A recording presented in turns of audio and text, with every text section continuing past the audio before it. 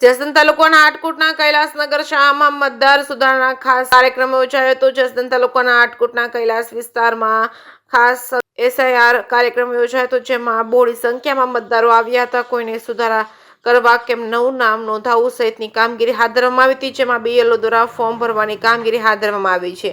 હજુ આવતા શનિ રવિમાં પણ આ કાર્યક્રમ યોજાશે। કોઈ મતદાર સુધારણા સહિતની કામગીરી હાથ ધરવામાં આવી હતી। ટેકેસી ગુજરાતી સાથે કરશન બામટા, આટકોટ। મારું નામ ગૌતમ કુમાર રસિકલાલ પંચોલી છે। આટકોટ 117 ના બીએલઓ તરીકે મારી નિયુક્તિ છે।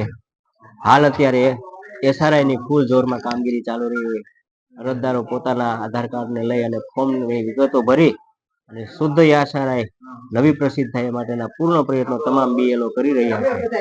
જે માટે પ્રાંત સાહેબ, મામલતદાર સાહેબ અને અન્ય તમામ મામલતદાર કચેરીઓના અધિકારીઓ પણ વારે અમને માર્ગદર્શન અને સૂચનાઓ આપે છે અને વાલીઓ તરફથી પણ સારો એવો સહકાર મળી રહે છે।